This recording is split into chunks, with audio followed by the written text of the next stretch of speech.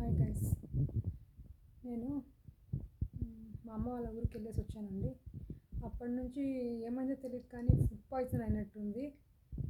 అక్కడ నాకు ప్రెగ్నెంట్ అని చెప్పేసి వాళ్ళు అప్పుడు నాకు హెల్త్ బాగాలేక ఏదో ఒకటి పెట్టించేవాళ్ళు.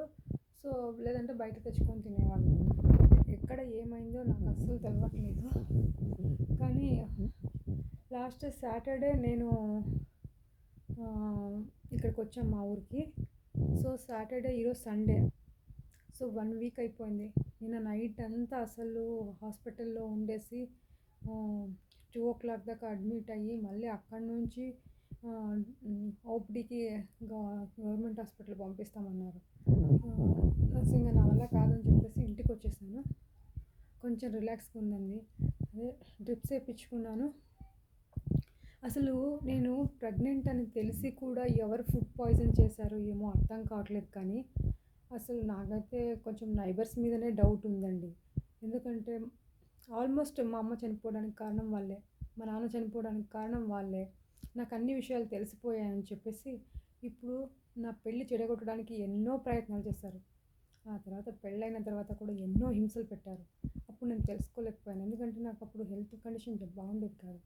ఇప్పుడు కూడా నా పిల్లని, నా కడుపులో ఉన్న పిల్లల్ని చంపడానికి ఎన్నో ప్రయత్నాలు చేస్తున్నారు.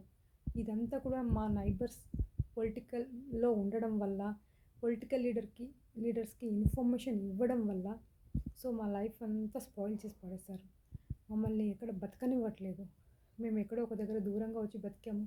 కాకపోతే ఇప్పుడు ప్రెగ్నెంట్ అని చెప్పేసి నిద్ర చేయాలి అనే ఉద్దేశంతోనే ఇంటికి వచ్చాను, అంతే తప్ప వేరే ఉద్దేశంతో రాలేదు. అక్కడికి వచ్చినప్పటి నుంచి నాకు అసలు ఏమైందో ఏమో అర్థం కావట్లేదు.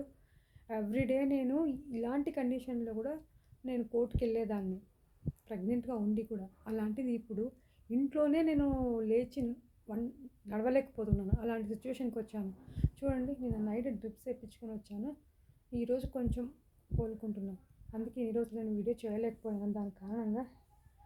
సో ఫ్రెండ్, అసలు వీళ్ళకి నా నుంచి ఏమొచ్చిందో ఏమొస్తుందో కూడా నాకు అర్థం కావట్లేదు. బట్ నాకైతే నానా రకాలుగా హరాస్మెంట్ చేస్తున్నారంటే అసలు ఏం తెలియనట్టు మంచి వాళ్ళగా అమాయకులుగా నటిస్తూ మమ్మల్ని నాశనం చేయడానికి ప్రయత్నం చేస్తున్నారు. అసలు మేము ఒక్కరోజు గొడవ పట్టుకోలేదు, ఒక్కరోజు వాళ్ళతో ఏమీ అనలేదు, వాళ్ళతో మాట్లాడింది లేదు, వాళ్ళతో ఏమేమి మేము పట్టించుకోయింది లేదు. మా పని ఏంటో మేమేంటో చూసుకునేవాళ్ళం. అలాంటి మాకు ఎందుకు వీళ్ళు ఇన్ని రకాలుగా మమ్మల్ని సతాయిస్తున్నారో మాకు అర్థం కావట్లేదు. కానీ బట్ దీనికి పరిణామం దగ్గరలోనే ఉంటుంది. కర్మ అనేది ఎవరిని వదిలిపెట్టదు. నేను వాళ్ళని వదిలిపెట్టినా ఆ దేవుడు వాళ్ళని వదిలిపెట్టాడు. సో అంతేకాదు, వీళ్ళని అంతా ఇన్వెస్టిగేషన్ చేయడానికి నేను ఇప్పుడు నాకు ఫుడ్ పాయిజన్ ఎందుకు అయింది, ఏంటి ఈ రీజన్ నాకు కావాలి. కాబట్టి నేను కంప్లైంట్ చేసేస్తాను. దేనివల్ల ఫుడ్ పాయిజన్ అయింది అనే విషయం బయటకు వస్తుంది. ఇన్వెస్టిగేషన్లో అన్ని విషయాలు బయటపడతాయి. సో వీళ్ళనైతే నేను వదిలే ప్రసక్తే లేదు. పోనీ నా పాటికి నేను చేసుకొని తింటూ నా పాటికి నేను ఉంటున్నాను కదా.